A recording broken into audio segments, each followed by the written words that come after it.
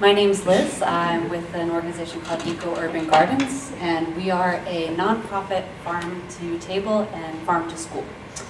So our main program is farm-to-school, and on the next slide you'll see a photo of our students here. So right now we're in 5 different schools. We're a relatively young organization, and our idea is to bring the garden to the school site so the schools don't have to worry about bringing the students to different locations. We found that a lot of schools were coming to us saying, hey, we want your program, but we can't afford buses to bring our students out to like Cal Poly Pomona to look at an actual farm.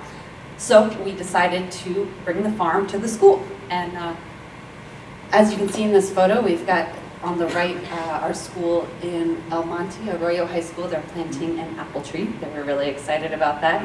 And on the left is from Rosemead High School in the same district.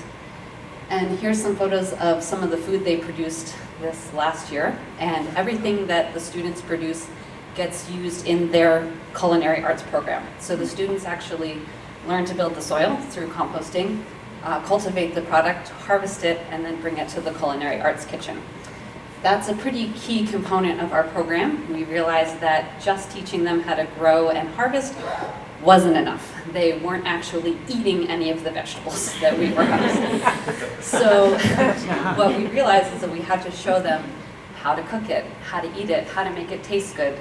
Most of my students looked at me and were like, ew, I am not eating that. And now we're noticing that just in the last 2 weeks that students are harvesting beets and eating them raw right out of the ground. I was totally blown away. It was great. We also incorporate a lot of environmental science into our programming. I really want to push the fact that food and sustainability need to go hand in hand in order to be successful.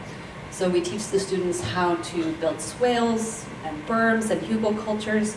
On the left, you'll see a swale that the students installed, and on the right is a hugelkultur where one of our students actually, when his grandfather passed away, he wanted to plant a white sage in honor of his grandfather, which he did on the hugel. So we try and incorporate that family and mental health aspect in it too. So it's really like a all-around program that focuses on every part of your life.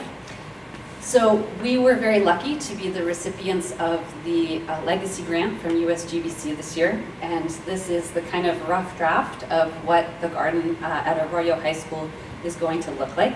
So this section is the section we're working on with USGBC. It's going to be called the Regenerative Learning Garden, and it's going to focus all on California natives and drought-tolerant species. We've already finished this section of the garden here. It's about 20 raised beds and 12 fruit trees. And the final phase of our project is going to be an aquaponic greenhouse that will be a closed-loop system showing different methods of growing vertical plants and just unique ways to grow plants if you live in an apartment or a small space. So thank you very much.